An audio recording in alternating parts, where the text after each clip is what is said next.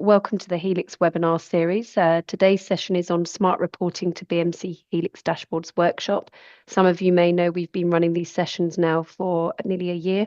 We will be having a few more of these sessions. So if you do have anyone that's missing this opportunity, we've got an APAC session coming up, and we've also got a few more of these sessions at similar time over the next couple of months. So I'm now going to hand over to Nikhil, who's going to get us started. But before I do, just a reminder, you will be on mute. You're on the Q&A at the bottom. So if you do have any questions, please put them in there, and we will have some time towards the end of the workshop to open up some of those questions live. So Nikhil, I'm going to hand over to you to get us started and talk about the agenda. Thank you, Sam, and good morning, good afternoon, good evening to our audience from wherever you're joining this workshop. I'm Nikhil Deshpande. I am a product manager for BMC Helix Dashboards here at BMC, and I'm excited to be here to present, or rather co-present, yet another workshop that helps you understand how to migrate from smart reporting, which probably most of you may be using, to BMC Helix Dashboards. Smart reporting is going away. BMC Helix Dashboards is our new dashboarding tool. So what is this process about? Why is BMC Helix Dashboards the right dashboarding solution for BMC Helix products? We'll look at that. We'll look at what are the best practices of migrating reports, as our professional services organization has worked with several customers over the past couple of years. So we'll share with you what we have learned from those migration programs. We will also cover a product demo. There's an exciting feature we introduced earlier this year about that will help accelerate your adoption of BMC Helix dashboards. We'll also look at a product roadmap, because I'm sure you're keen to understand what's the road ahead for Helix dashboards. And finally, we will have Q&A. So please use the chat window to post your questions. And after we cover our prepared presentations and demos, we will get to your questions towards the end. Before going any further, I hope you have taken these training courses, which are prerequisites. These are paid courses on BMC Academy, which is BMC's portal, education portal. But as a promotion, we have made it free for all customers and partners who register for these workshops. So if you haven't done so, we encourage you to go and take these courses. Both are web-based training courses, and they'll introduce you to the fundamentals of BMC Helix dashboards. That's not what we'll cover on this workshop. So the assumption is that you're already familiar with the fundamentals. You've already taken the fundamentals course. There's also a course on migrating from smart reporting to dashboards, which is a deep dive into the migration process. So that also, all the technical details of how to go about doing a migration, all of that is covered in the second course. If you haven't taken these courses, please do so as soon as possible so that everything starts making sense. Legal notice, since we're going to talk about the product roadmap, please be aware that product roadmap decisions are subject to change. If you're planning to make any purchase decision of BMC products, please do so on the basis of features that are generally available. So let's start with the first section of this workshop. Let's introduce you to BMC Helix dashboards. So let me step back a moment and let's understand this term service ops. If you've been a BMC customer for a while, you've probably heard this term that BMC's strategy is service ops. But what exactly is service ops? What we have seen working with customers over several years is that for far too long, IT organizations have had broadly two organizational units. There's the service desk or service management, which includes the service desk all those ITIL practices, incident, problem change, service level, service catalog, all of those. So this is service management. And the other one is IT operations management. So that's about all operations management, capacity, event management, event monitoring, capacity, discovery, and so on. And what we find, or rather what we found in the past, was that the walls between these two units are not conducive for IT organizations to realize their goals. It's really important for both of these units to work as one cohesive unit. And that's only possible if we break down these walls between the two. And how exactly do you do that? We do it through service ops. Service ops is a foundation of our strategy in service management and operations management. Service management is not just about service desk and incident problem change. It's also, we've seen in the past several years that service management processes and practices have now started to expand beyond the four walls of IT. So think about lines of business.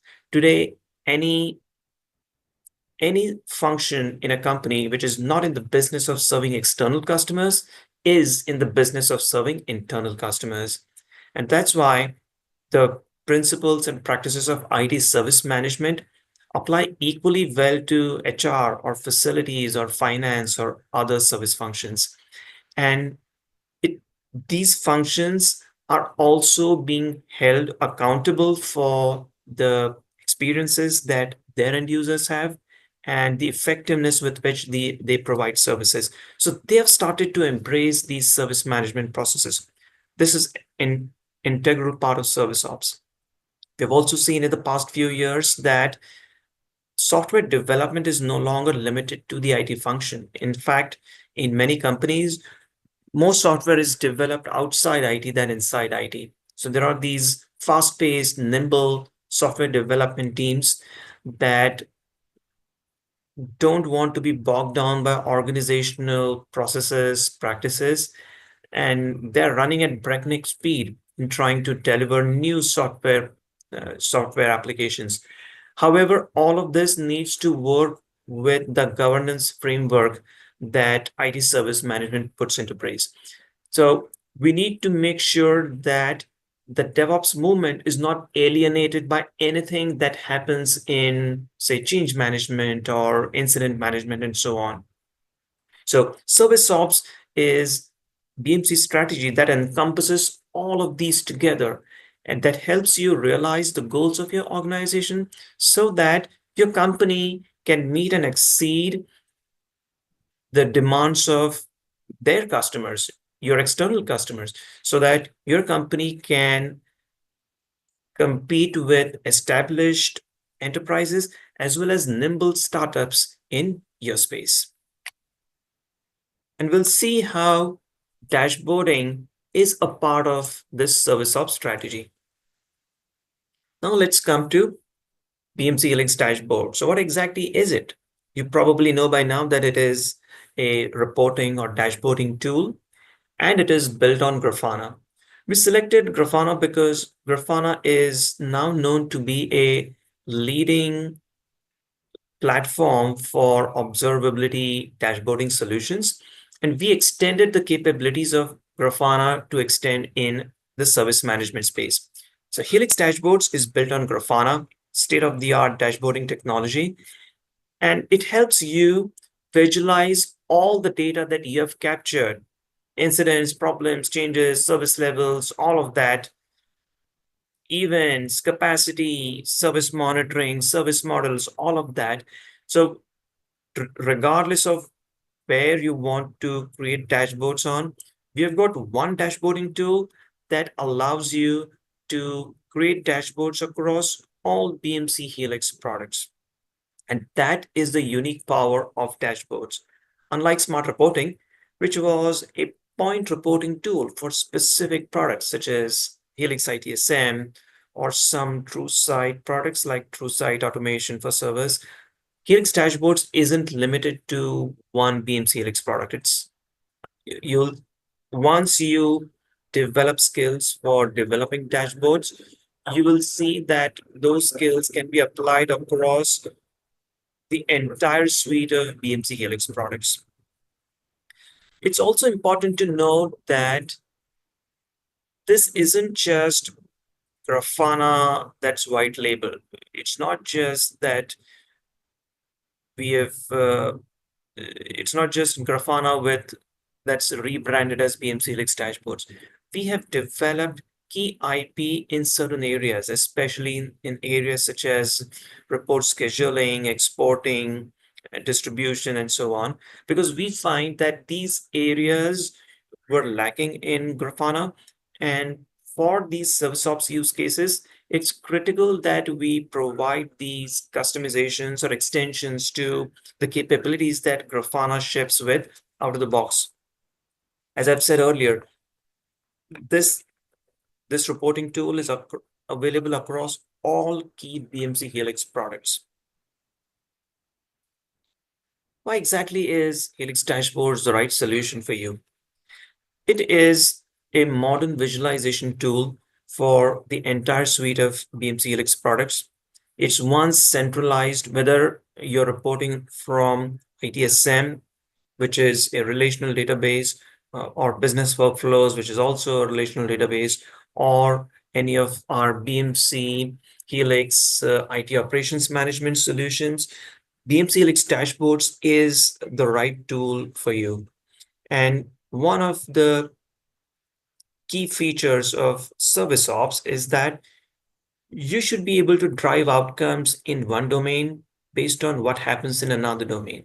So whether it's situations in IT operations management that drive incidents in service management, or whether it's service models in discovery or service monitoring, AI ops, uh, along with CMDB on the service management side, you need to be able to develop reports across all of these products without the boundaries or the walls between these products. Now, these products ship separately, but when you're developing dashboards, you really need access to all of these data sources to be able to develop dashboard with which you can create reports that show information, not just data.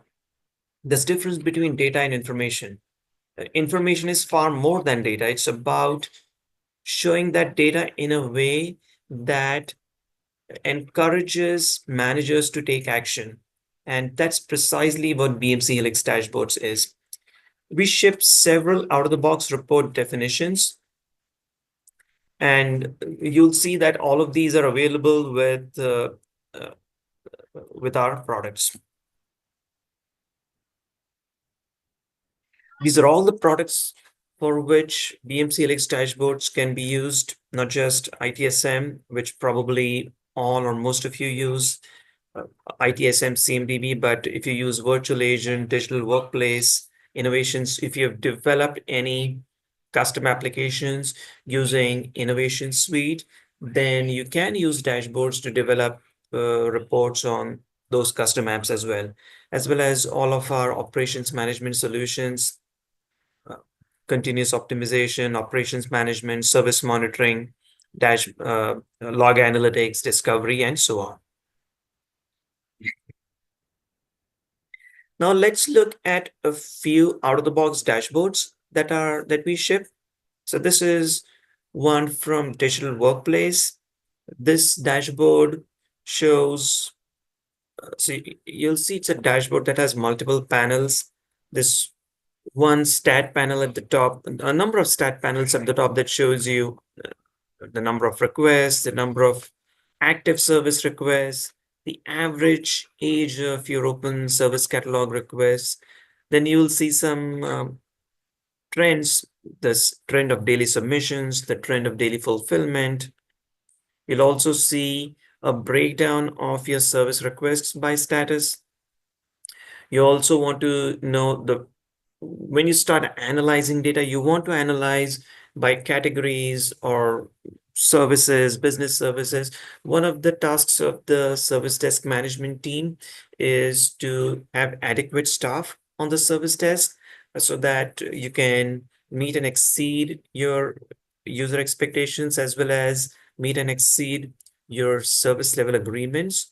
And for that, to be able to do that workforce planning effectively, service desk managers need access to this data. What are the top sites that you're getting service requests from? What are the top business services that you're receiving service requests from? All of this data is or information is available from this DWP request overview dashboard.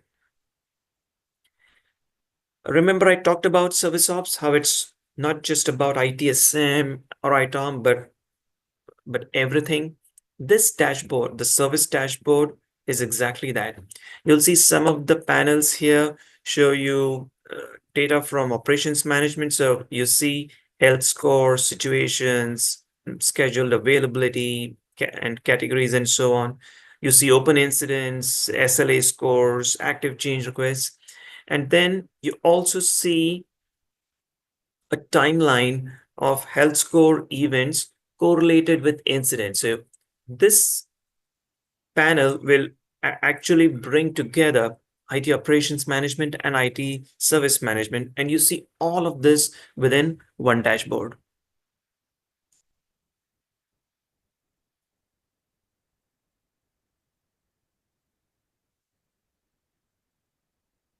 Within BMC Helix dashboards, we have shipped several visualizations. Many of them come from Grafana out of the box. There are a few that we ship. There are a few community plugins that we ship because Grafana being an active, since Grafana has an active community, there are several third-party community plugins that are available. So we ship those community plugins with our product. We have also developed a few custom plugins ourselves. So for example, all those visualizations or plugins that you see that start with BMC. So BMC bar chart, BMC table, BMC combination, BMC record details, BMC crosstab, all of these we have developed, and we have developed these based on use cases that our customers and partners asked us to fulfill. So all of these are part of dashboards that we ship.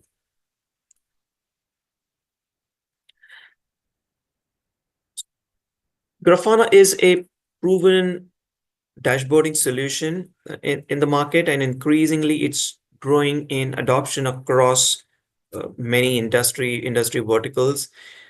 In terms of skill resources, there are several Grafana resources available in the market. So if you wish to hire people with Grafana skills, you should be able to do so.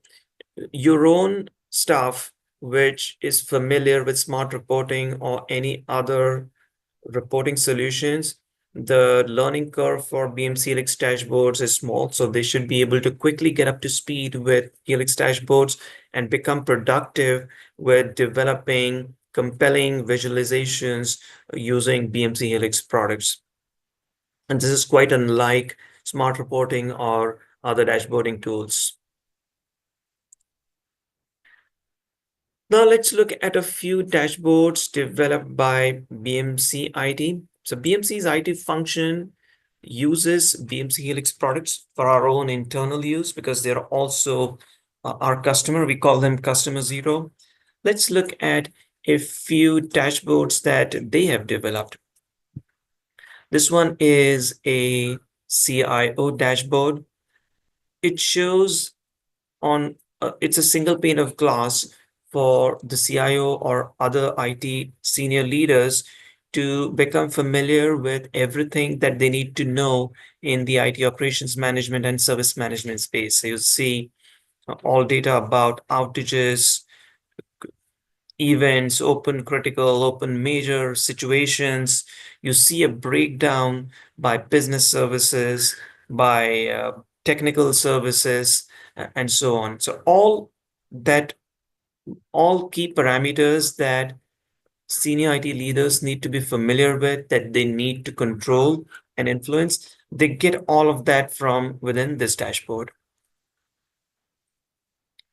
This one is a vCenter overview. So if you use VMware vCenter overview, VMware vCenter, then this gives you an overview on your VMware estate.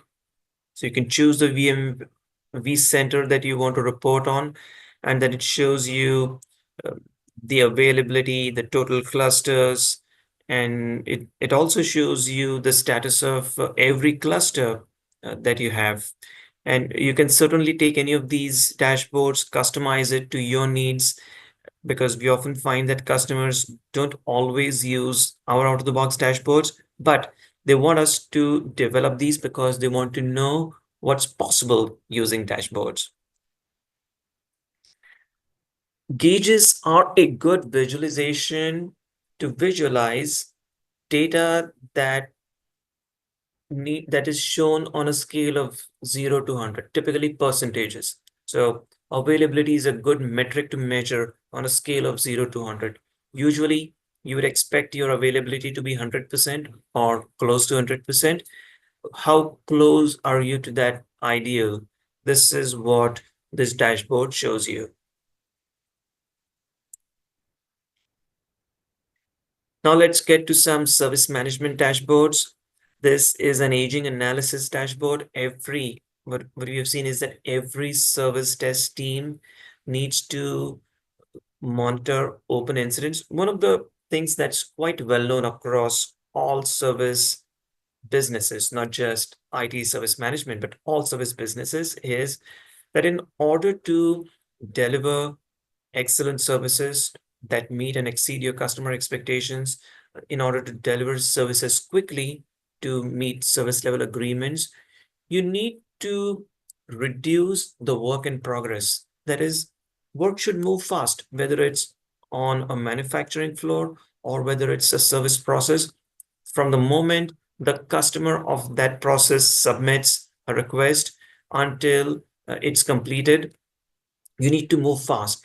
And it's possible only if you minimize the work in progress. An incident aging dashboard is precisely that. It allows you to monitor the work in progress for your service desk. If your service desk has too many incidents to work on, naturally it's going to slow them down. Service desk managers use this dashboard to keep a tab on the tickets or service requests that their teams manage at all times, so that they can take timely action to close those tickets or requests that are open for far too long, or that can potentially lead to missed SLAs or poor service, poor customer satisfaction.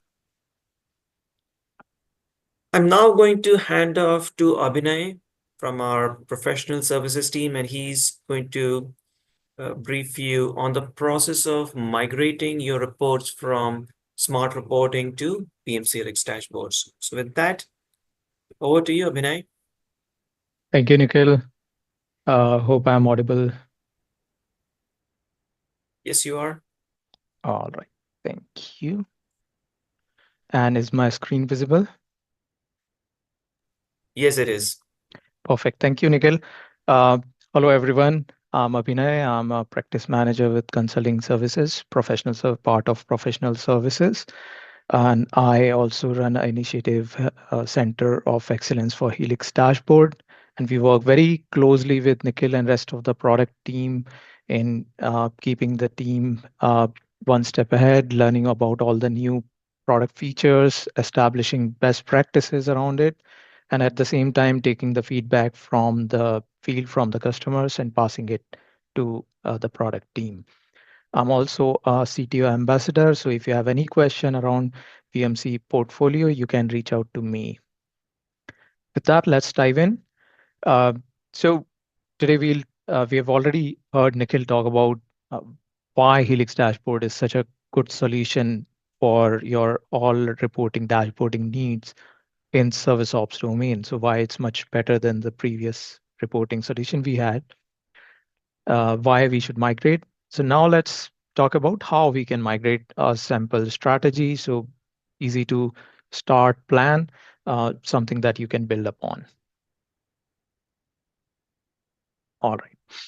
So based on us, PS team working with many of our customers, we have established certain best practices.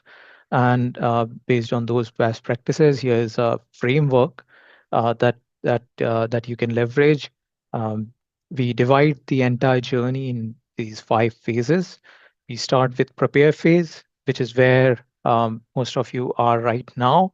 We are trying to understand what the new platform is, how it is similar or different than the previous platform, previous solution, going through all the trainings, attending different webinars and sessions like the one that you're attending right now is essentially part of such a prepare phase. This will lead you to planning phase. And this is where you would want to start understanding how you're using your current reporting solution. We are going to focus on smart reporting, but this holds true for any reporting product that you're using and you're planning to replace. So smart reporting, for example, usage assessment. For smart reporting, we do provide a lot of tooling, so you can get a very granular understanding of how you are using its different features. Once you know how you're using the product, your current solution, you identify and plan what reports are your top priority reports, and then create a plan for all of your reports, how you're going to migrate. The next 2 phases go hand in hand. So you have migrate and validate. So what we are trying to do there is take the report from the old platform to the new. It could be recreation or it could be migration. So we will talk a little bit more about this later in the session. Once that is done, the consumers of the report, they validate this, tell you whether the new report makes sense to them. Do they have any suggestions? Does it need to be modified? And the feedback goes back to the migration team. Here in the slide, I have mentioned BMC PS team for the migration, but that's again, you can substitute it with any team that's doing the migration, your internal team, a BMC partner, it could be anyone. So once we are happy with all the reports that are on the new platform, Helix Dashboard, then we go live. And if you have an external team working with you, BMC PS or a partner, you would also get a knowledge transfer, post-go live support, and so on. Now, let's talk a little bit more about the planning phase. And the key part of planning phase would be your smart reporting assessment, or essentially assessing whatever product you are using right now. So in terms of smart reporting and Helix dashboard, I've listed 4 major object types. There are many different features which are where you can compare the two, but we are only concerned about these 4 because they have the biggest impact on the migration timelines and effort. So the number one is report. Now, the first thing you would observe is in smart reporting world, you had different type of report classification. You had tabular reports, reports with one visualization, report with multiple visualization, co-display reports. But if you look at Helix dashboard, everything is a dashboard. If it can have one or more panels on it. So you can see how the mapping goes. So if you have a tabular report, it essentially maps to a dashboard with one tabular panel. Whereas co-display reports and report with multiple visualization both map to a dashboard which has multiple panels on it. Uh, then you also have broadcast and linked reports, so drill down, drill through reports, and they have something very similar on the Helix dashboard side. You would also see the rightmost column, the migration tool. So like I said, for smart reporting, we do provide a lot of tooling, and some of these features are supported by the migration utility, and some of them are not, which is essentially dependent on the capabilities of the old product, because the two platforms are built. The two products are built on very different platforms, Yellowfin and Grafana. So there are many things that work very differently in the two worlds. So not everything has a one-to-one mapping or can be migrated in an automated fashion. Now let's also understand a little bit more about the visualization mapping, and then we'll talk about the assessment in detail.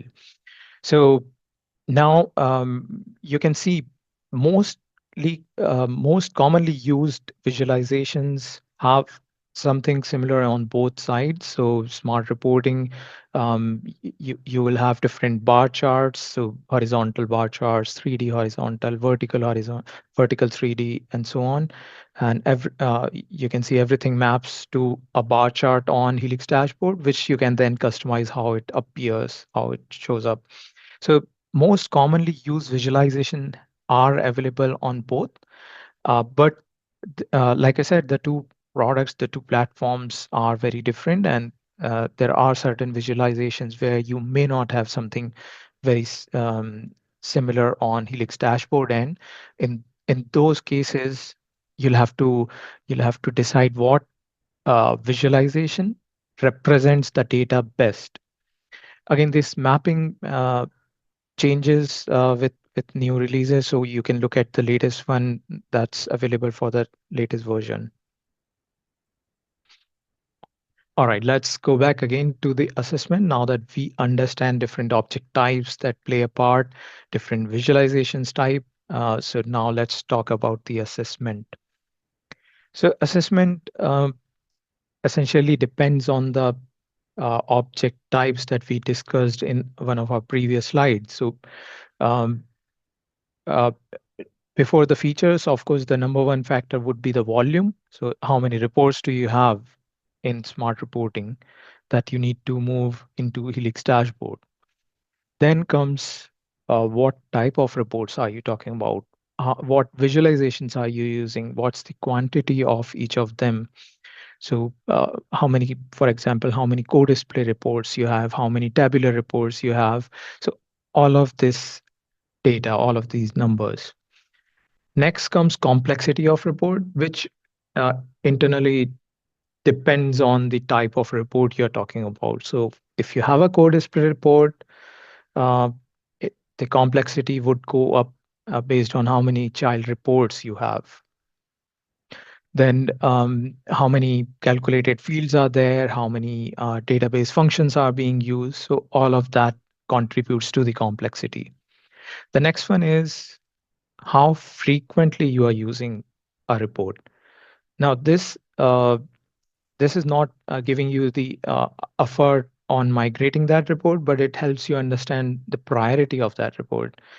Uh, is it really being used? When was it last used? Who used it?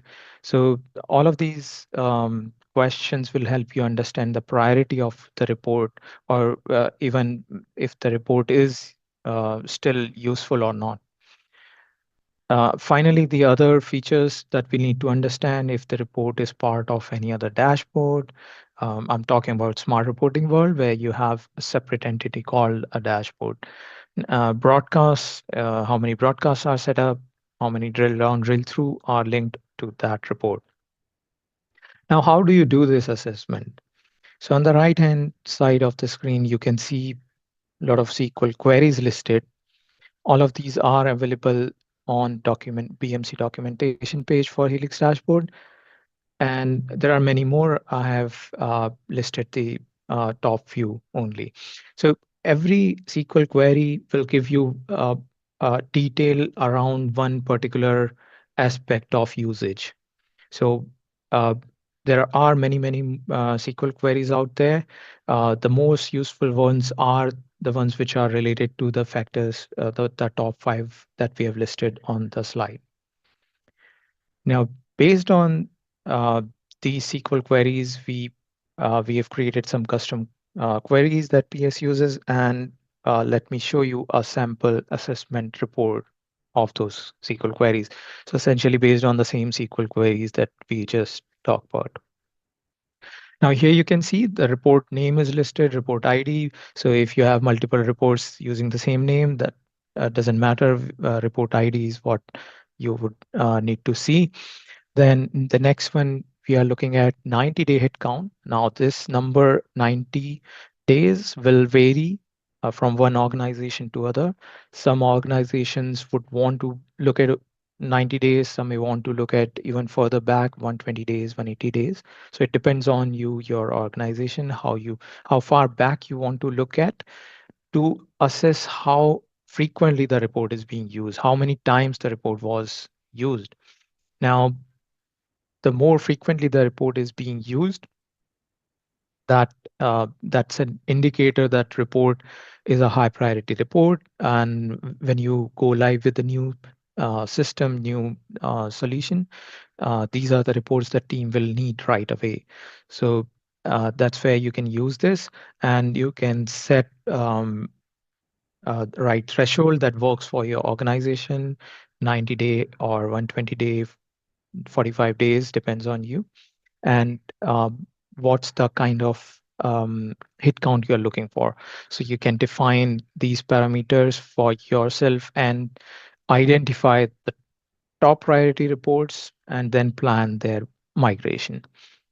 The next one, public-private, we'll come back to this. So it's basically saying whether the report was available to entire organization or whether it was private to the owner.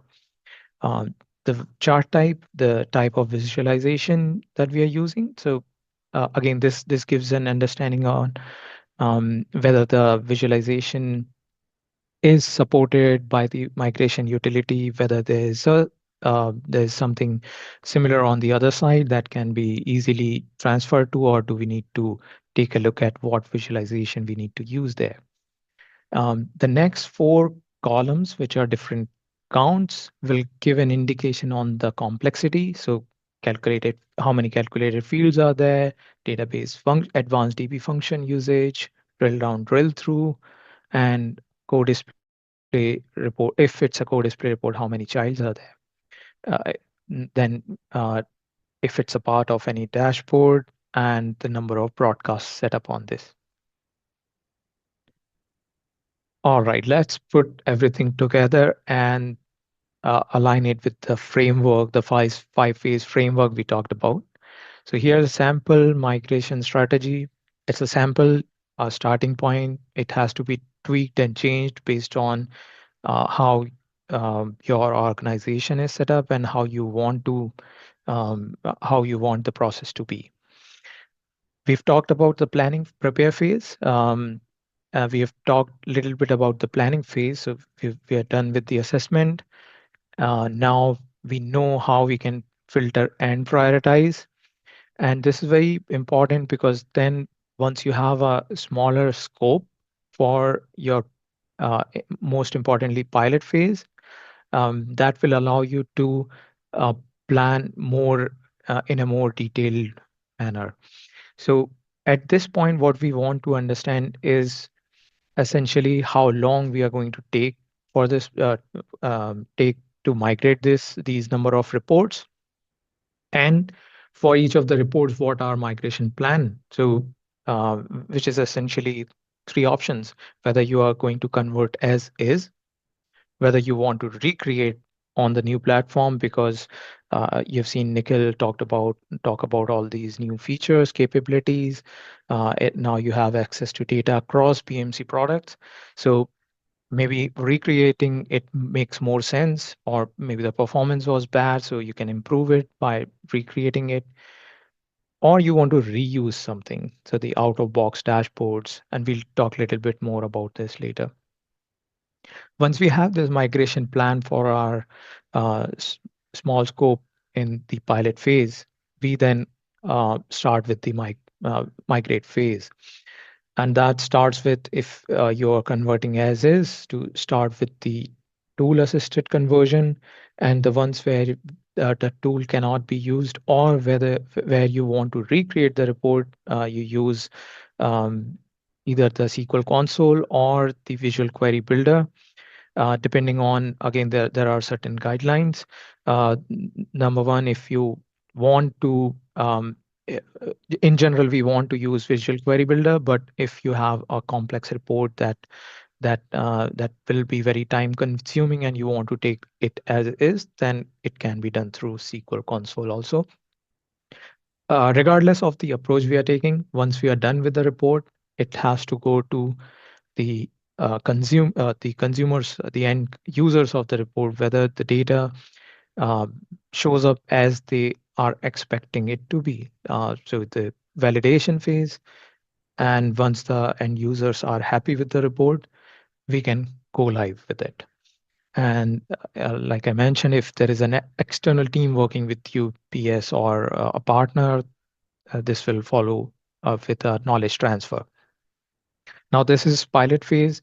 Um, you may have many more reports. So after you are done with the top priority reports in the pilot phase, you can proceed with the next phase, next set of reports, and go on. Now let's talk about some learnings from the field. So we have worked with many customers who have gone through this journey, and there are certain observations from those journey. So there are three that I would want to talk about today. Number one is report sprawl. Now, over a period of time, users keep creating reports because most organizations don't have any governance structure around report creation. So anybody is able to create a report, and that ends up creating a lot many reports which are not at all being used. So now this number of unused reports varies from one customer to other.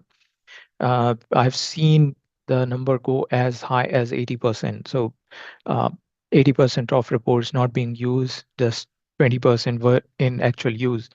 And but the more or less this number is around 50%. So 50% of reports are generally not in use. Again, it depends on how strict the organization is with the report creation process, the governance process. Now, the reason for these unused report can be many, but one of the top few is the report was created as one-time report. So it was created, it was looked at, now nobody's using it, nobody's looking at it. So these are the reports that you can do away with right away. You don't have to spend time and effort in planning their migration. The other common scenario is owners have moved, either moved to different part of organization and they're not looking at this report, or moved out of the organization. And this is even more important when the report is marked private. So nobody else was even looking at the report, and now the owner is not there. So again, we can get rid of these reports. Um, Now, the next one is redundant reports. Now, this is essentially the reuse part when I was talking about planning for the report migration. And um, you heard Nikhil talk about all of these fantastic out-of-box dashboards that are shipped with the product. So you can take a look at those and see if one of those out-of-box dashboard is providing you the same information in the same way that you would want to. So instead of migrating a custom report, you can simply go with the out-of-box report. In addition to those, there is a lot of community contributed content available on BMC Helix communities. So that's another good place to take a look. Uh, uh, so there are other users, other partners who have created some dashboards and uploaded it on the communities. Another option is to take a look at new consoles within the product itself. So there is a shared ticket console and there is a asset console. I have put the screenshot of these two consoles in the right hand side of the slide. So if you have a report, which is essentially a tabular data, looking at this kind of information, ticket information or asset information, then these are good candidates to replace that report. So instead of migrating, you can maybe redirect users to use these consoles. They are provided out of box. They provide a lot of functionalities. So you can set filters, you can create your presets, you can export these reports. So pretty much standard use cases for tabular data are supported. The final one I would stress upon is uh, when you're planning your migration, do it in multiple phases and uh, uh, focus on small subset of reports. I know it's very tempting to go with a big bang approach, take all the reports, run the migration utility, and see where it takes us. But there are two problems with that. Number one is you miss on the granular planning. If you are looking at lots of reports in thousands, then you cannot, of course, go to individual report and see what that is, and if you can do something better in the new platform. So you are taking everything as is. The second one is user validation. So at the end of the day, irrespective how you do the migration, your end users, the consumers can validate only so many. And so why not take that into account and plan a smaller bite-sized phase? All right, let's take a look at three of our customers who are very different from each other, and maybe that will give you some ideas. And again, you may be like one of them, or you may be very different from all of them. The point here is every customer, every organization is different. So um, it comes down to how you plan your migration, keeping in mind all the best practices and the pointers we talked about earlier. So the number one that you see here is a large government department, and their approach was a highly agile approach because when we looked at their reports, they were really, really complex reports. And although initially they had the total number was 5,200 reports, close to that number, but then when they looked at the priority reports, it came down to 95, which were done in the pilot phase, and the other reports were going to be done in later phases. Again, small number of reports at a time. And uh, for them, all the analysis needed was much more because they were very complex reports, and uh, the performance of the reports was also not that great.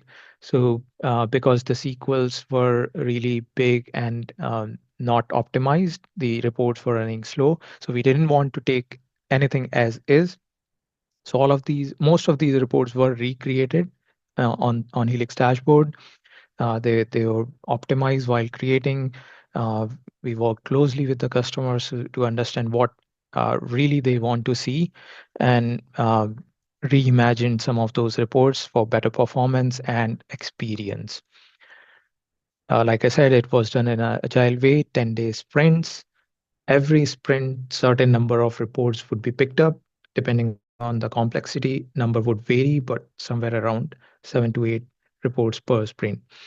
And like a classic agile fashion, UAT was going in parallel for the ones that were created in the previous one. The next one out here is a retail giant, and they are a classic case of report sprawl. Um, when they first looked at the numbers, it was close to 11,000 reports, but right away they realized almost half of them are not really in use. So the number came down to close to 6,000. And then for the pilot phase, the top priority reports, the number came down to 381. The next one is a large e-commerce player. Now they had a different way of prioritizing the reports. So instead of going report first, they went a dashboard first approach. So they had few priority dashboards that they that their organization was really most frequently using. So all the reports that were part of those dashboards were picked up. So they were close to 57 reports in all, including all the linked reports, drill down, drill through reports. And they again did very in a very highly agile way. Every week there was the reports were migrated, the weekly UATs were done, and many go lives were done for the reports that were converted in that particular week. All right. With that, let's quickly talk about a few resources that can help you in this journey, and then I'll pass it back to Nikhil. Number one stop for you should be product documentation. All the information that we've talked about is available on BMC Docs. So that's the first stop. There are other documentation and other resources that are available more specific to um, the Helix dashboard or the migration, new features, BMC education courses. So you might have already completed a couple of them as prereq to this session. There are many more available, taking from right from the very basic overview up to a certified developer on Helix dashboards. So you can choose what's best fit for you. Hey, Abhinay, can you just Yeah. stay on that previous slide, education slide for a moment? I just wanted to add one point. So Yes. number three, look at number three, BMC Helix Dashboards 24.x, Fundamentals Designing for Service Management. This is a new course, or rather we had it earlier, but it was refreshed a couple of months back. It's an instructor-led training course. And if you wish to attend it, you can go to bmc.com and it will the link shows you where to access it from. But this is a dedicated, I believe, 2 to 3 days dedicated course on designing dashboards for service management, and it's refreshed with all the latest features in the past 2 months.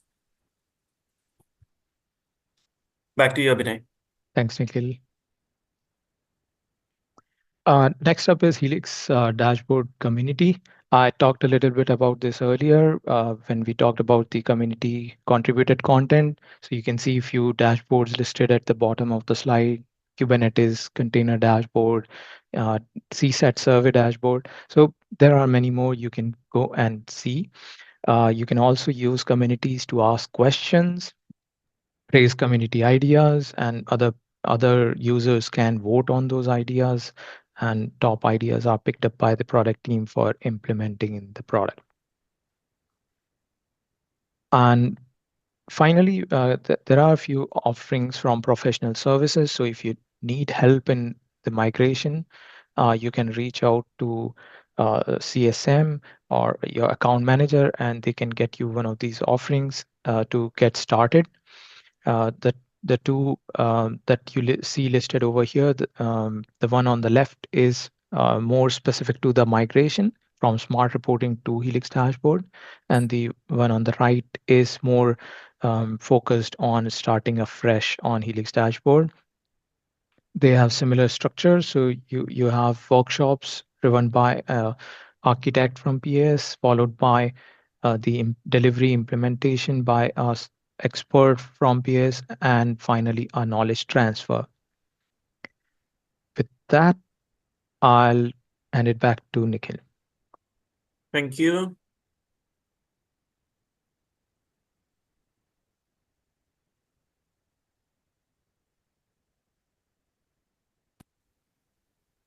So I'm sharing once again.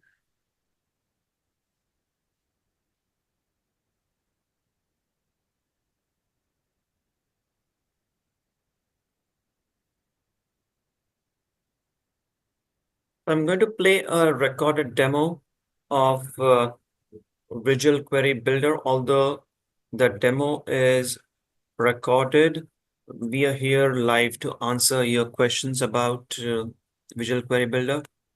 Visual Query Builder is a drag and drop tool that helps you design dashboards for ITSM, or rather service management broadly. And let's watch this video now. Hello everyone. I'm going to show you all Visual Query Builder and Reporting Metadata Studio, how it helps to create dashboard very quickly. And as being as a smart reporting user, Visual Query Builder gives you a similar experience of creating dashboard. So let's see how we can use Visual Query Builder to create dashboards. Okay, so this is our Helix portal, first landing page on the Helix portfolio. I'm just opening Helix dashboard from here. Okay, so this is just my home screen. I'm just closing this doc window. Okay, so I'll just use this first plus button to create new dashboard. I'm creating a new dashboard. I'm just clicking on add new visualization. For getting data from different application, different BMC Helix application, we have this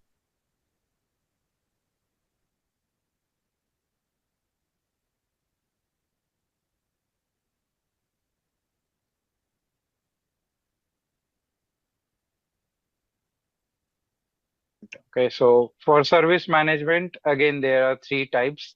Either you can use this form to create, or you can use SQL or Visual Query Builder, these two options.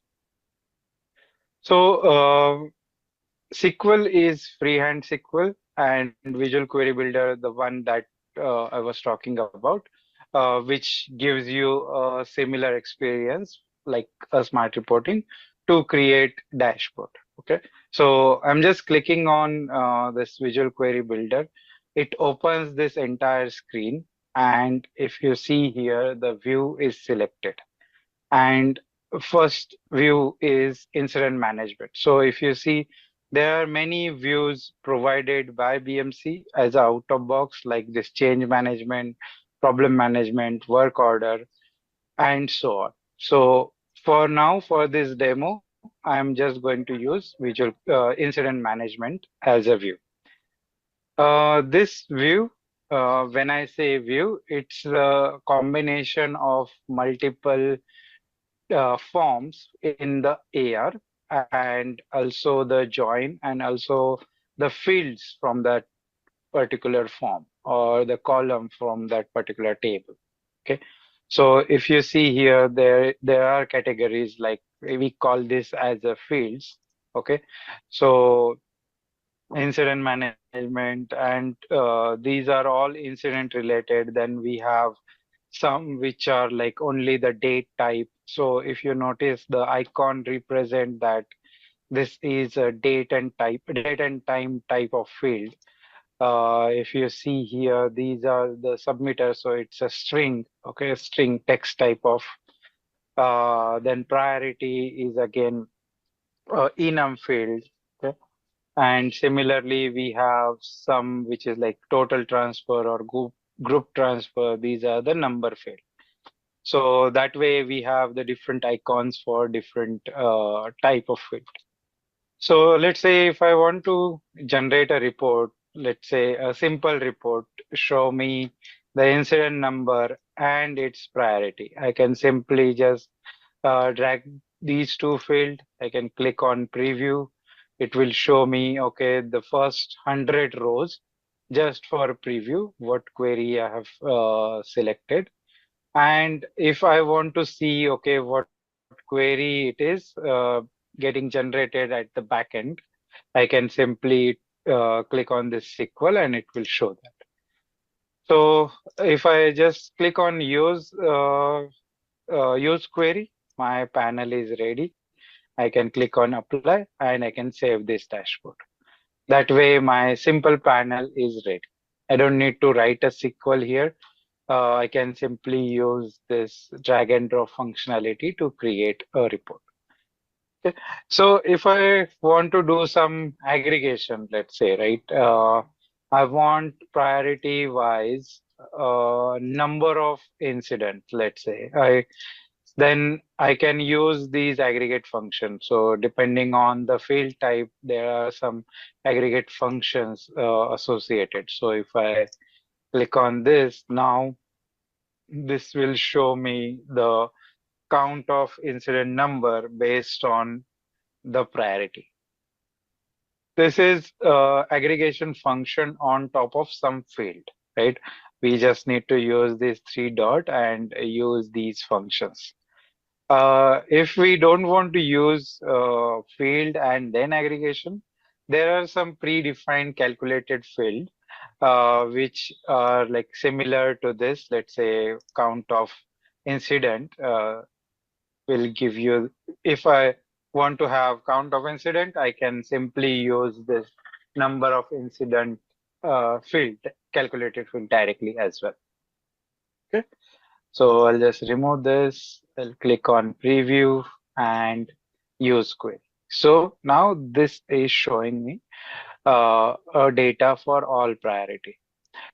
Let's say I want to filter this data based on the priority. So I can simply add this priority in the category, in the filter, and I can use these values. So as this is enum, we pre-populate the values for it. So I can simply say critical. I'll say preview. It will just show me the data only for critical. When I click on apply, this panel will show data only for critical priority. This visual query builder is like mostly used for creating a query and getting data into the Helix dashboard. Rest all functionality like visualization, all schedule, everything will be same. So there is no change in user experience for that. It is same for all. Now, let's say I have created this panel, but there are use cases where we need a variable or a filter, right? So we can use Visual Query Builder as a filter as well. So let's say I want to create a filter for priority.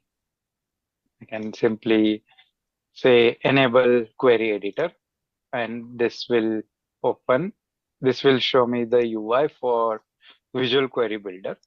And here I want to create a filter for priority. So I'll just drag and drop this priority field here in the selection, and I'll click on preview. So these many values. Here I cannot drag multiple things because for variable, it requires only one column. So only one field I can drag and drop. We can have some functions to it. We can add filters even in the variable that we can do, but only one field in the variable. Okay. So I just click on use query and my panel is ready. Okay. If I click on apply, if I go back to dashboard, this will show critical, high, low, medium as a filter, and I can use that here as well. So how to use that? Earlier, with the SQL mode, we have to add that variable reference in the query. Now with the Visual Query Builder, we can simply use this button. Instead of default values, I will use template as priority. I'll just remove this. I will just click on preview. And now this will show data for critical because first selection is critical.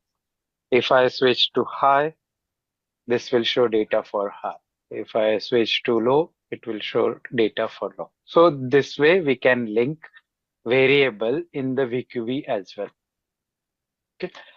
So yeah, these are the Visual Query Builder options flow. If I also want to show you a few more things, like there are multiple out-of-box dashboard similar to incident management.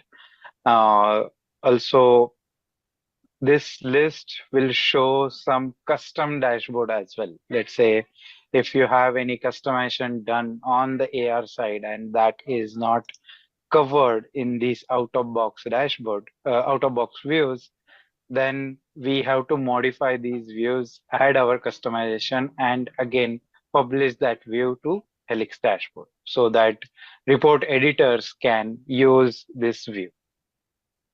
For that customization, what we have another application which is reporting metadata studio. Okay, so to get that studio, what you can do, you can just simply go to administration, then general, then you will see a tile for reporting metadata studio. Okay. From here, you can use this download button. It will download one zip file, which is a Windows application, Windows standalone application that you need to execute or run on any Windows server where you have the casing setup with AR database. Okay, because this tool will need a connectivity between Helix dashboard plus AR database. Okay, for that we can configure casing and some of the details which are required, you can get it from here, right? This AR host and port, these are some dummy values because these are the casing gateway host and port. Okay, you can simply use this copy to clipboard button to copy these values. Okay, so now if we talk about reporting metadata studio, so I have just downloaded this zip file from Helix dashboard and I extracted that. It shows me this particular folder, reporting metadata editor. Here we have this BMC auth configuration. And in this, we have to just do a configuration for my ADE information. Okay. So what is my ADE tenant? That information I can quickly get from here from the portal.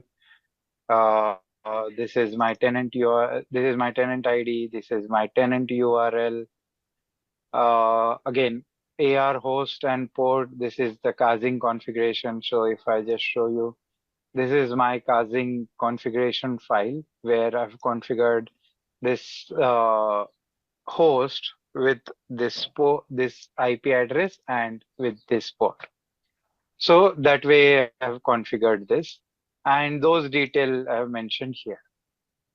REST endpoint, this is a platform URL which you can get it from Helix dashboard. Like go to connection, open this particular BMC Helix data source, and inside this there is a platform URL. From here you can get this information. Environment alias, you can give any. For now I'm using this for demo, so that's why I'm given alias as a demo. We can have QA, prod, or dev, any name we can give. This is just a alias.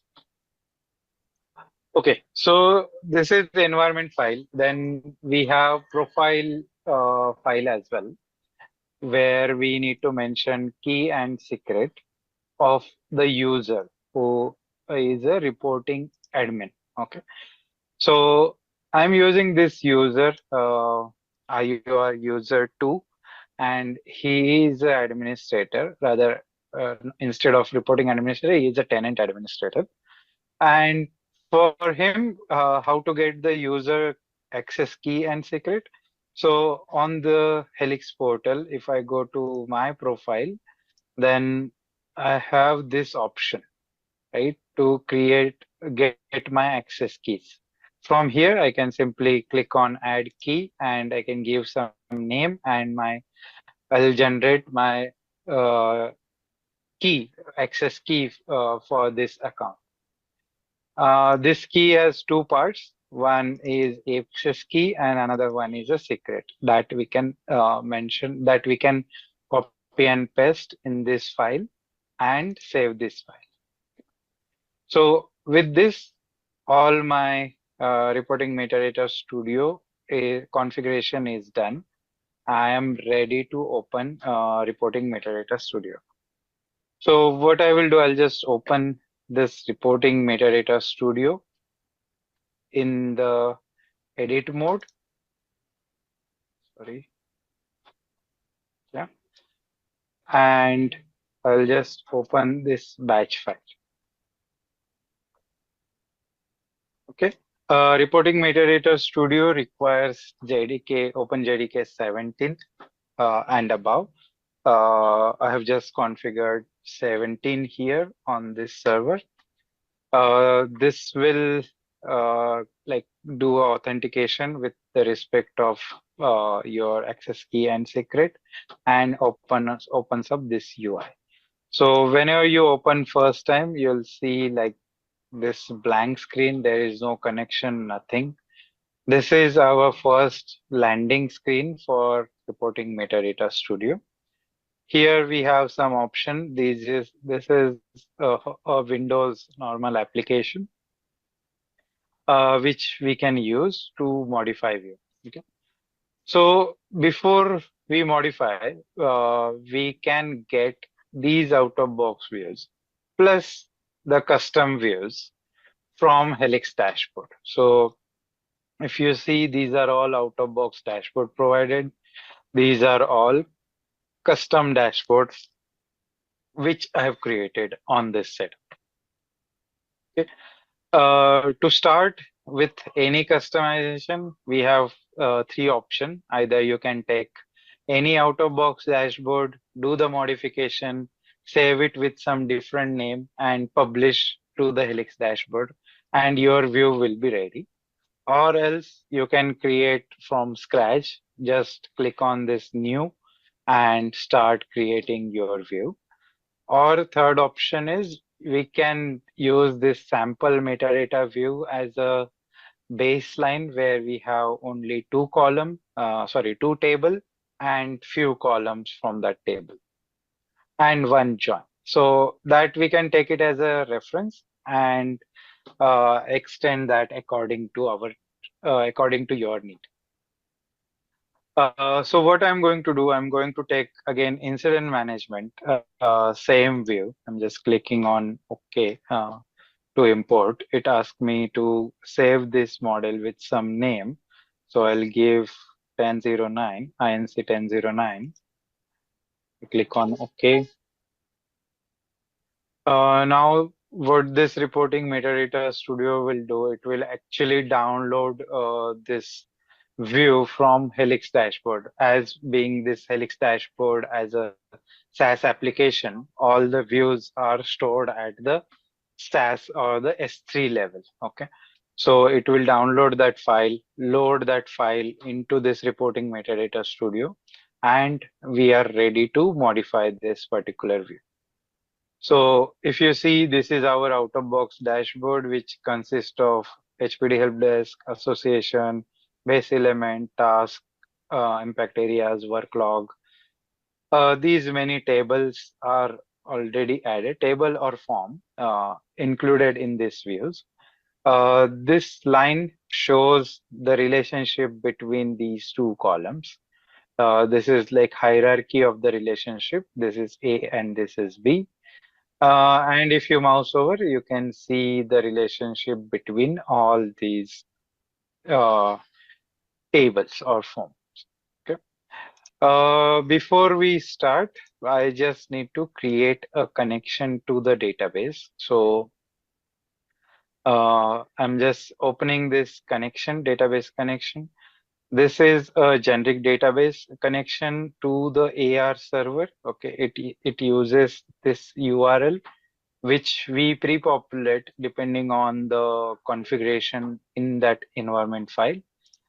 Only thing is user need to provide username and password.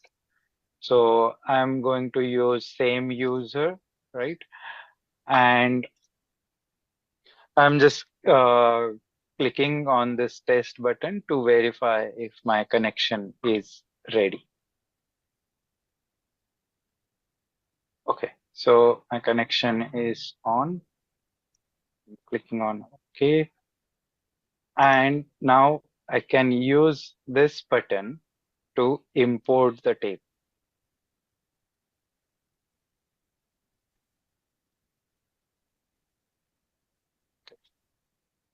Okay. So here, import table.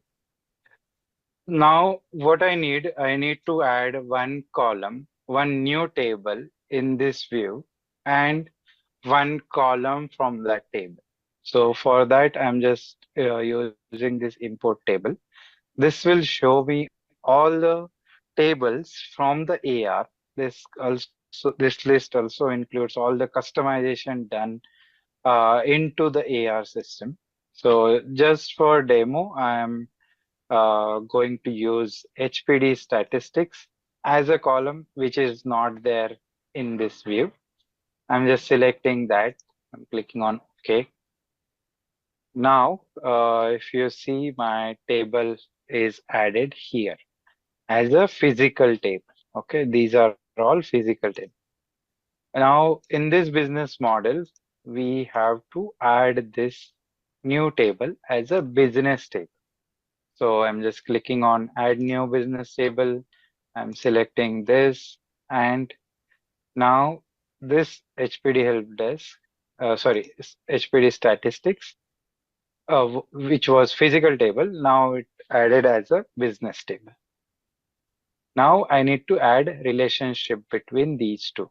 So I can click on New Relationship. I'll say HPD Help Desk of incident number. Let's say incident number. Let me just get that.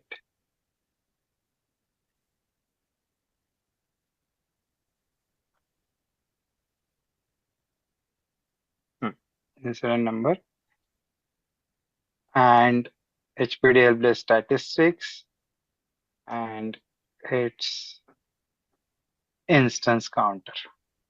With this, I'm going to join because I know this schema. So I'm going to join these two table with the inner join. So I'm selecting inner join and I'm clicking on OK. So if you see, this line is generated and it shows the relationship between these two tables. I'm just simply saving this, okay, just to preserve my work. Now, after you save this, okay, this will take some time. Now, what next? I want few column, which I want to use it as a field from this statistic table. So what I will do, I'll just add new category. Okay, and just when I say category, it is the folder which we have seen on the Visual Query Builder. I'll say stats, and new folder is created. I'm just going to add few fields. Let's say status in this particular stat folder. I'll say user. I want user. I want company. I think that's all for now, just for a demo. And I'm clicking OK. So if you see, these three fields got added. And if you notice, like these are all the fields which we see on the Visual Query Builder in this same order. So I'm just clicking on save again, just to save. Now my changes, whatever the changes that I wanted to do as a customization in out-of-box dashboard, that is done. I just want to verify my changes and verify my join. So here we have this query builder. We can use this query builder just to verify the changes. Okay. So I'm just selecting, okay, incident number I want, which is from HPD Help Desk, and I want these three fields which I have added, which are from HPD statistics that I have added. I can simply click on this SQL and see, okay, how is the join created. So if you see the join is correct, also the columns are there. And I can click on this run button.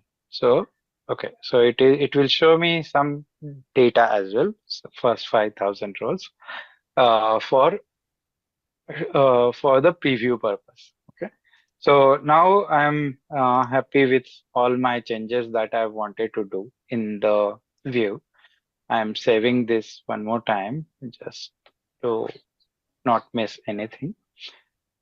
And next step is as this studio is on my Windows machine, I want to make this view available for all the reporting user, right? Report editor. So what I have again published to Helix dashboard option. And here I can see demo. And this is the alias which I have given in this file, right? The alias.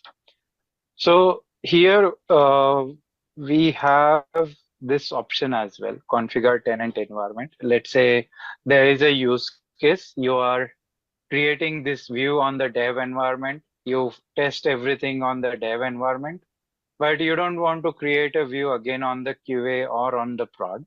You just want to publish this to QA or prod, right?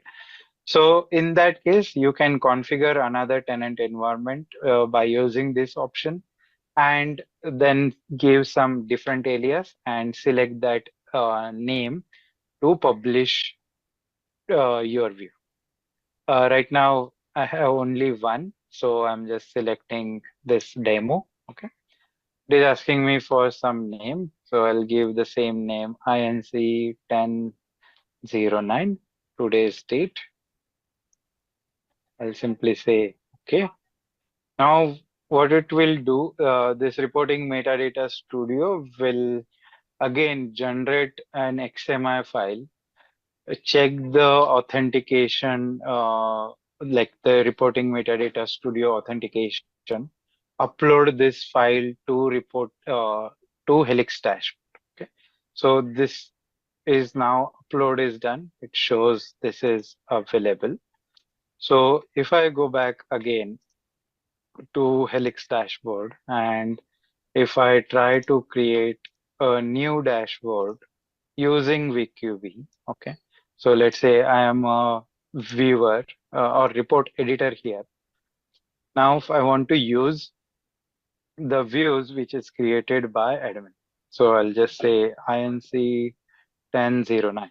Okay. So this view is available for me, and I can see okay, stat folder is also I can see here.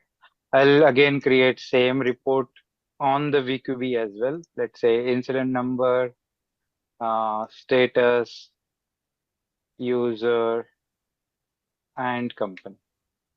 And I'll click on preview. This will show me again a similar result. Okay.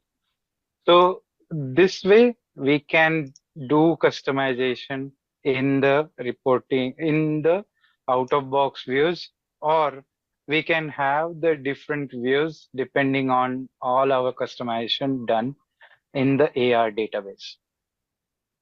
So yeah, that's what I. Hello everyone. So Okay. So that was the product demo on Visual Query Builder. Now let's look at the product roadmap. So we're going to start with AI and how exactly AI is changing the way business users interact with enterprise software. As we all know, AI is having a profound impact on our personal lives, and it's the same with enterprise applications as well. And we are seeing that this is changing the way how users work with all enterprise systems, from the old ways of how anything was done to the new ways. And let's look at a few of the things that are changing. So for example, take the service catalog for instance. You would have to log into a portal, browse through the service catalog, or email the service desk. The new way is just an interface that you're familiar with. It could be Teams or Slack, where you interact just through that interface.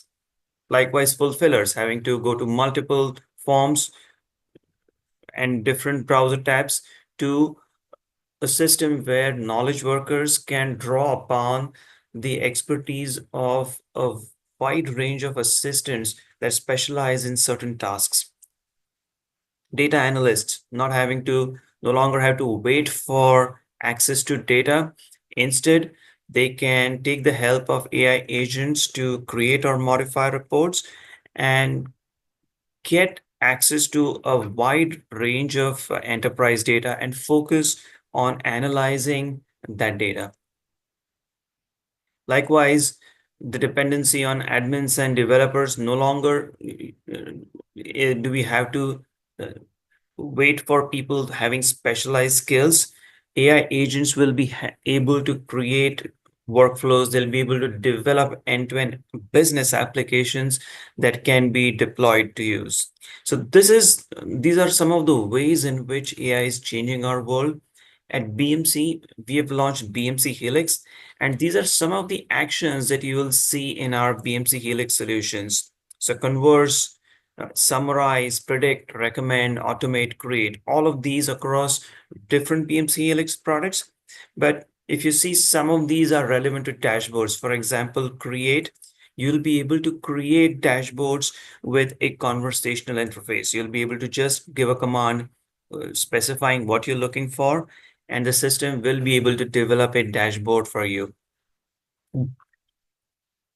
So these are all the Helix GPT agents that we have developed or are developing. You'll see BMC Helix GPT Insight Finder is one of the agents. And this is precisely the agent that you will use to leverage AI in dashboards. You'll connect to your databases, your operations management solutions, possibly external systems as well, with a wide range of UIs, not just with the BMC Helix UI, but a wide range of conversational UIs. And the possibilities are immense with BMC Helix GPT. So with BMC Helix GPT Manager, I talked about not just BMC Helix as the UI, but possibly other UIs with which you can interact with your databases, as well as some external. You'll also be able to get data sets from your external data sets on the cloud, whether it's Databricks or Snowflake or a few others.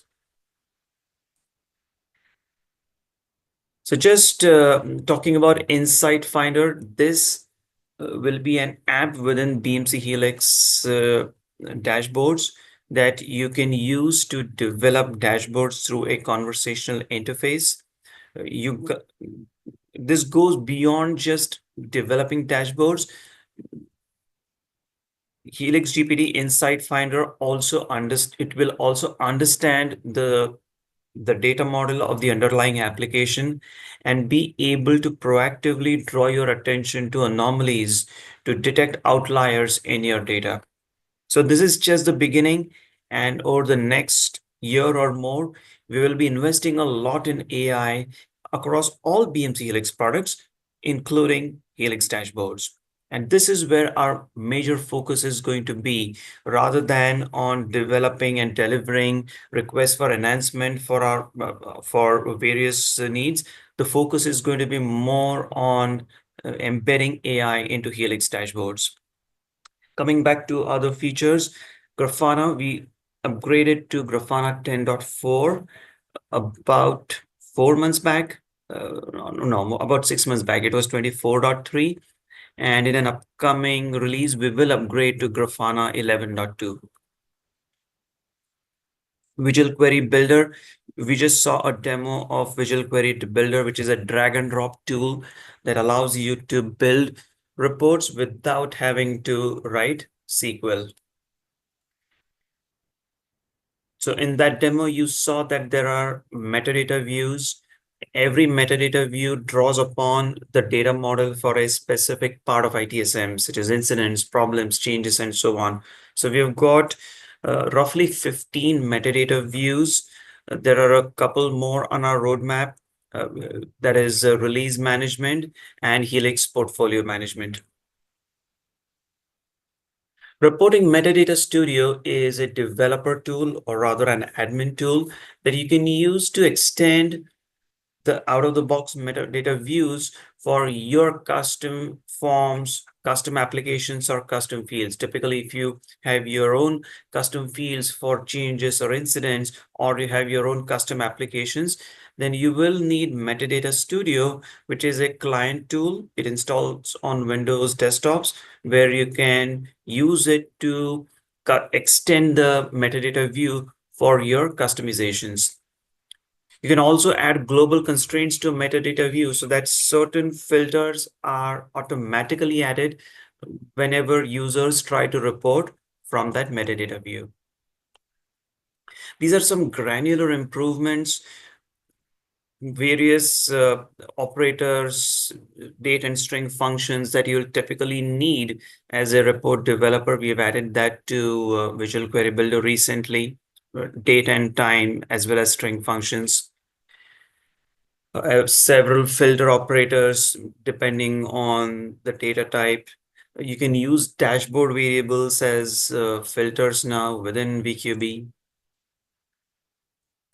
Coming up on our roadmap is enriching the semantic layer. That is, we are adding descriptions to all the fields in our metadata views so that when you develop reports, you have a better understanding of the specific fields that you can pull into your reports. Role-based access control. We have decoupled roles from BMC Helix portal. With this, the relationship between the roles and users, that is the users that are mapped to roles, has been disconnected from BMC Helix portal. It is now administered entirely in Helix Dashboards, and your dashboards admin will administer these permissions. They can also create custom roles, and when you create a custom role, you can give them granular permissions. So like certain roles, you just want to allow them to create data sources, or just view dashboards, or create dashboards. You can do all of that using custom roles. And once you create these custom roles, you can map users to these custom roles.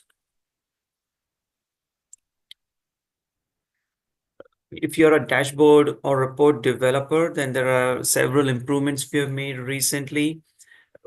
The record details plugin, several other plugins, calendar plugin. So in some countries, the week begins on a Sunday. In others, it begins on a Saturday, and yet others, it begins on a Monday. So you can configure your start day of the week, and the calendar visualization honors that system-wide setting. The BMC record details plugin, which you use for printing a document such as an incident or change or a support case, there are several UI improvements such as handling a word wrap or cartridge return and so on. Similar BMC table, we see that tables are the most common visualization used in dashboards, and we've developed a custom plugin, BMC table plugin, which is able to, with which we have added several custom features that make it easier for you to adopt it, handling word wrap, carriage return, aggregate functions in the footer, and so on. You can also generate barcodes. So for example, in asset management, if you have the asset serial number, you can create a report that uses the serial number, and using the BMC table visualization, you can generate the barcode in a new column. So you print those barcodes, and you can stick those barcodes to your assets. This is a very good use case of using barcodes.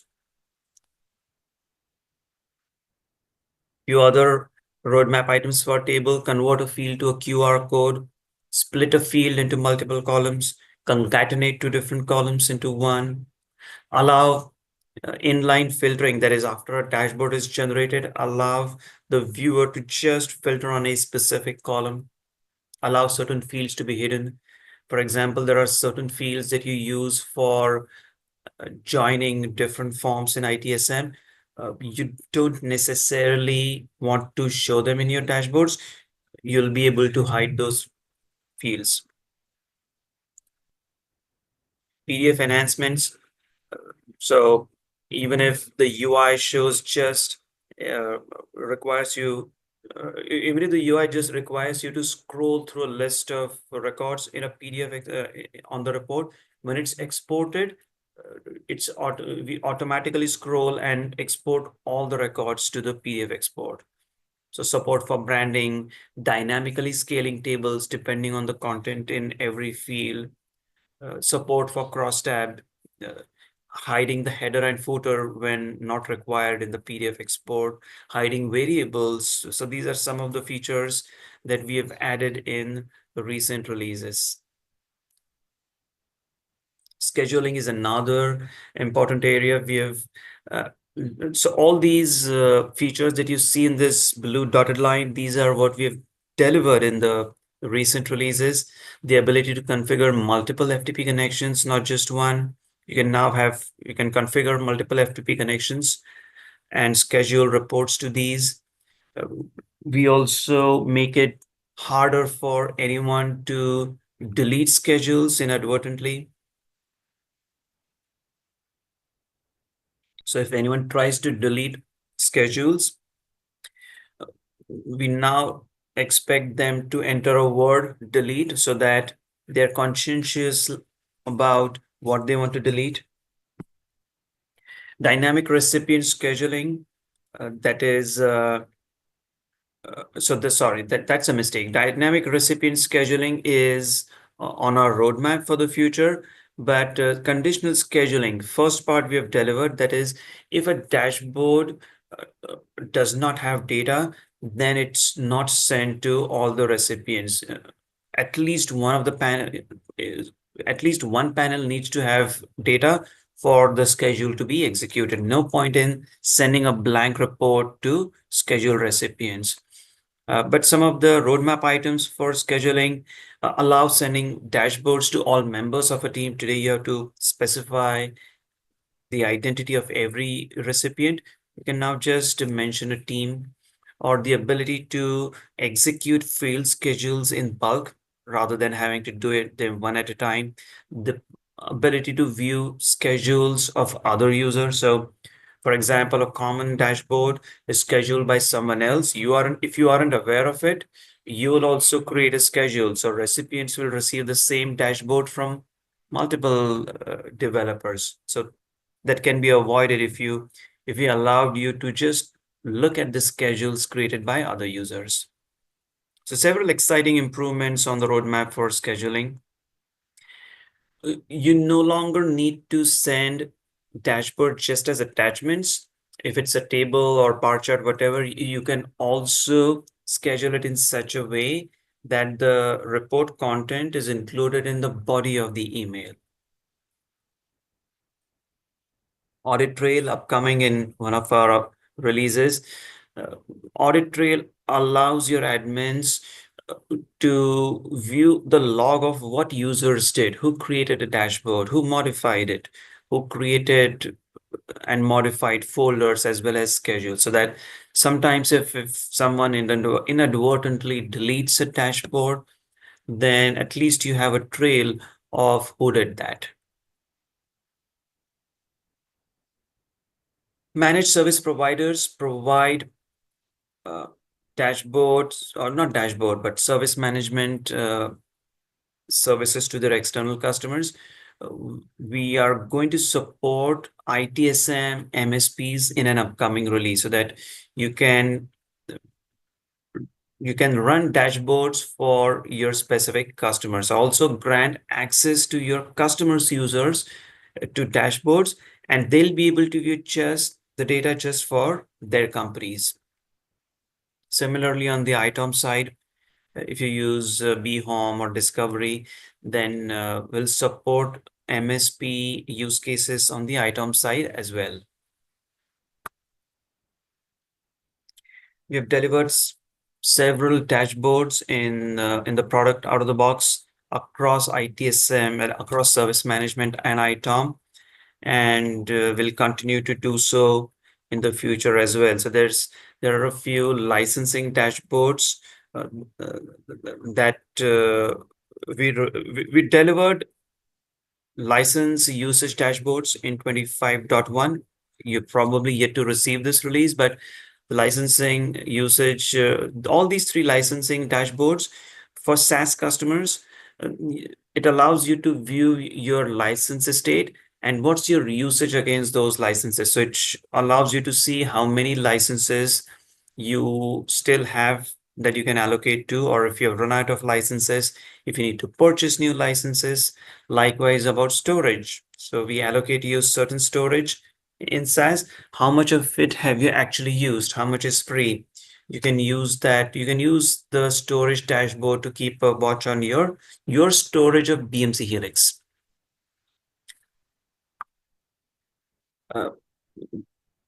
So several other dashboards on the roadmap on operations management as well as on the service management side, mostly in portfolio management. Usage dashboards.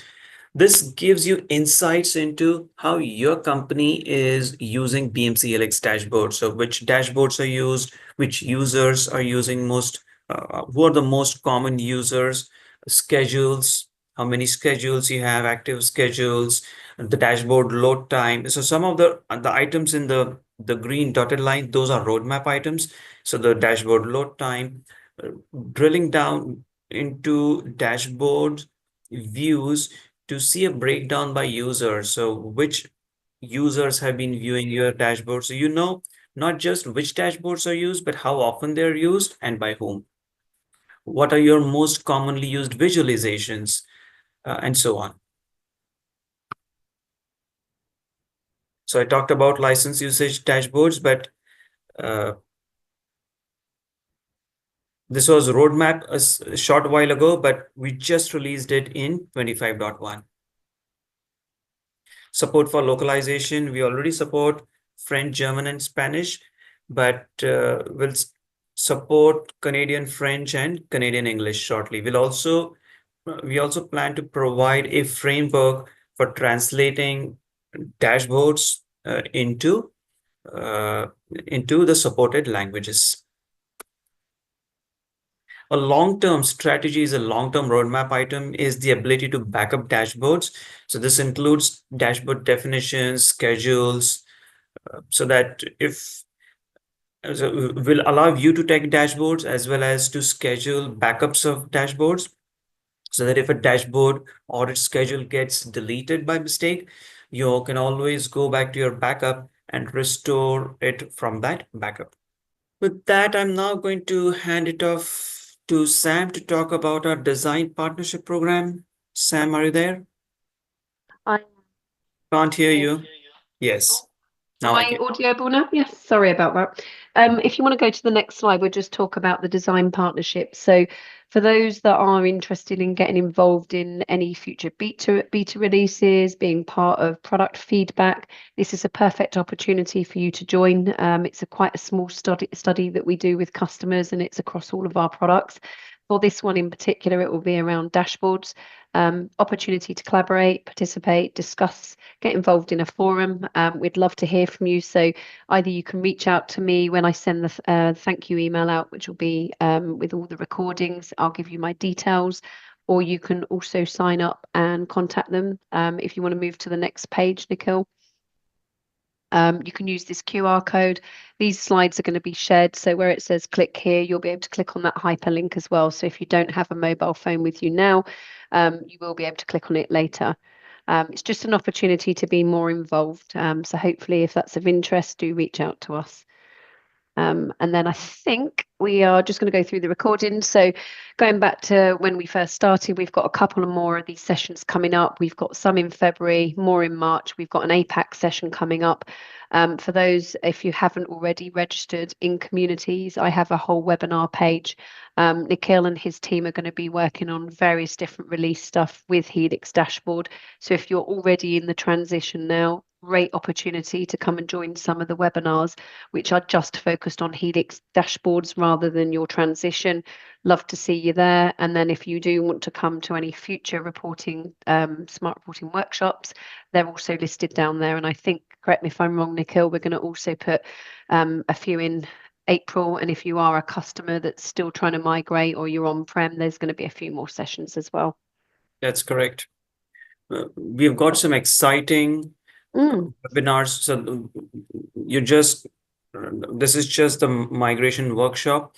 Next week on 28th January, we are having a webinar on the key features of the BMC Helix Dashboards 25.1 release. So be sure to register for that webinar to learn about what's new in the dashboard's latest release. And then in February, we have 2 webinars.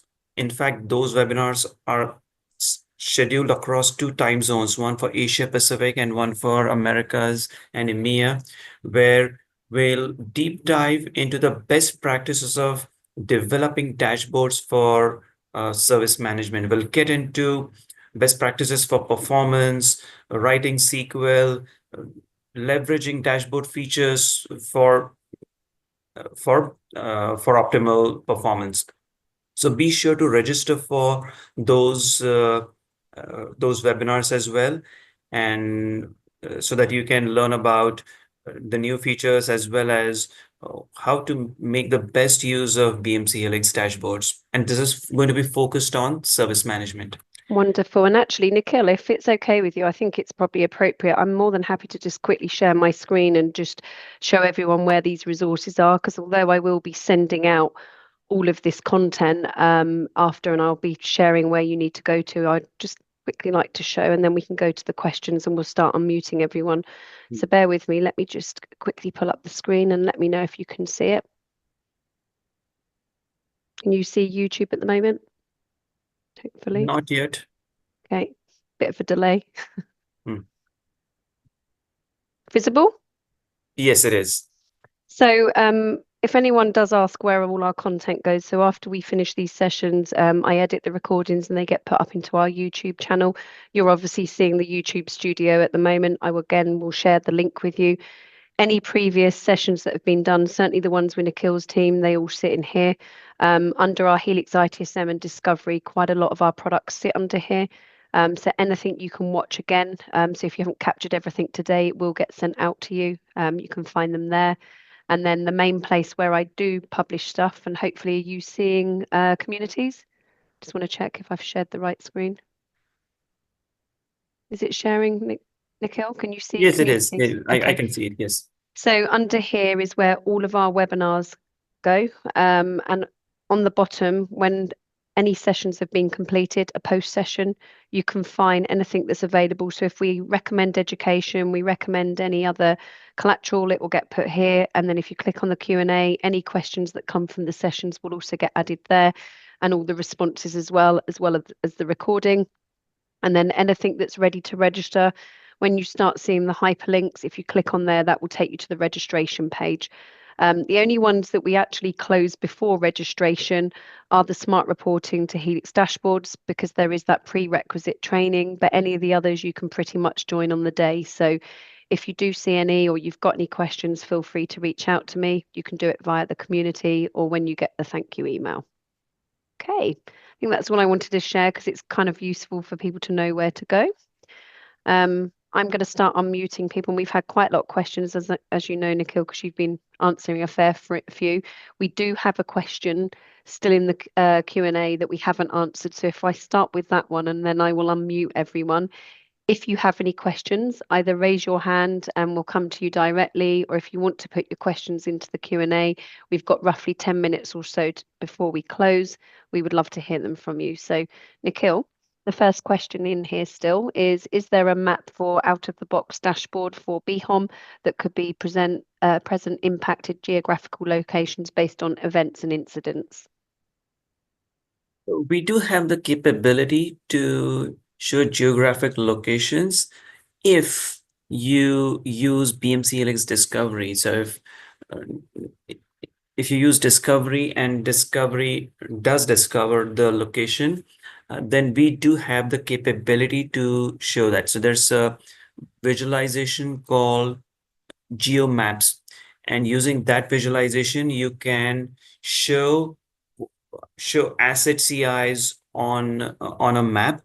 I'm not aware if there's an out-of-the-box dashboard that makes use of that visualization, but we do have that capability.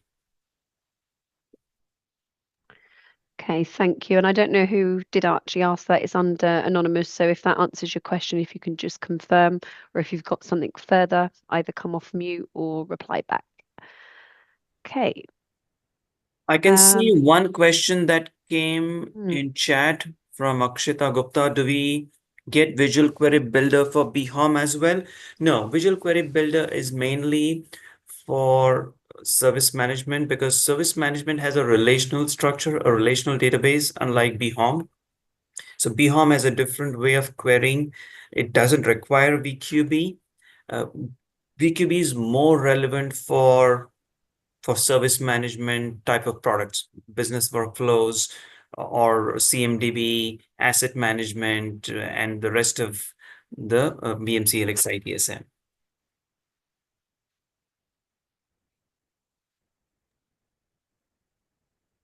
Thank you, Nikhil. And I did see we had something else in the chat. I think it gets a bit confusing whether it should be chat or Q&A. I'm just trying to see if that person is still on. Zoya, can you hear us? Are you able to come off mute? Yes, I can hear, but I think all my questions are already answered because I posted them twice. At first, I posted them in false chat. Okay, it's okay. Do you know, we didn't used to have chat available, but it is Yes. available, so people get a little bit confused with the chat and the Q&A. As long as your Yes, questions are answered. Okay. Thank you. Thank you very much.